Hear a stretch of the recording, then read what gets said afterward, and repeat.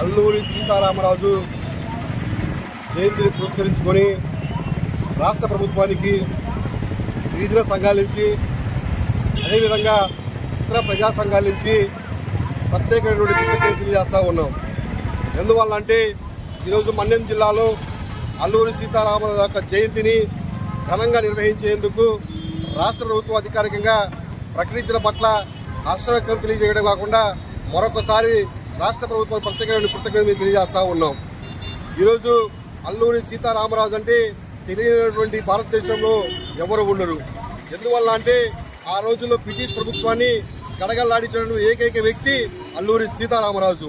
అటువంటి అల్లూరి సీతారామరాజుని స్మరించుకోవాల్సిన అవసరం ఎంతైనా ఉంది. అంతేకాకుండా గిరిజనుల్లో ఉగ్ర స్ఫూర్తి తగిలించినటువంటి గొప్ప మేధావి అల్లూరి సీతారామరాజు. గిరిజనులలో మూఢ విశ్వాసాన్ని తొలగించిన గొప్ప వ్యక్తి అల్లూరి సీతారామరాజు. గిరిజనులలో విద్య గురించి అభ్యసించిన వ్యక్తి అల్లూరి సీతారామరాజు. ఈ విధంగా చెప్పుకుంటా పోతే అల్లూరి సీతారామరాజు గురించి చాలా తక్కువగానే ఉండిద్ది. కాబట్టి అటువంటి అల్లూరి సీతారామరాజుని గురించి ఈరోజు రాష్ట్ర ప్రభుత్వం ప్రత్యేకంగా వారి యొక్క జయంతిని చేస్తుందంటే గర్వించదగినటువంటి విషయం. కాబట్టి రానున్నటువంటి తరంలో అల్లూరి సీతారామరాజు యొక్క జయంతిని ప్రతి ఒక్క జిల్లాలో అధికారికంగా నిర్వహించాలని చెప్పేసి ఈ సందర్భంగా మేము రాష్ట్ర ప్రభుత్వం తెలియజేస్తా ఉన్నాం. అదేవిధంగా ఆయా జిల్లాలో ఉన్నటువంటి నాయకులు, రాష్ట్రంలో ఉన్నటువంటి నాయకులు ఒక విషయాన్ని పునరాలోచన చేయాలా.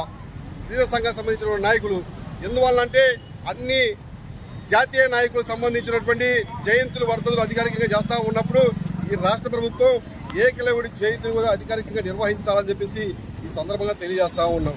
ఈ రాష్ట్రంలో ఉన్న యావత్ గిరిజన ప్రజలు దీనిపైన పునరాలోచన చేసి కేంద్ర ప్రభుత్వం దృష్టికి, రాష్ట్ర ప్రభుత్వం దృష్టికి తీసుకెళ్లాలని చెప్పేసి తెలియజేస్తూ ఈ అవకాశం ఇచ్చినటువంటి నాయకులందరికీ ప్రత్యేకమైన ధన్యవాదాలు తెలియజేస్తా ఉన్నాం.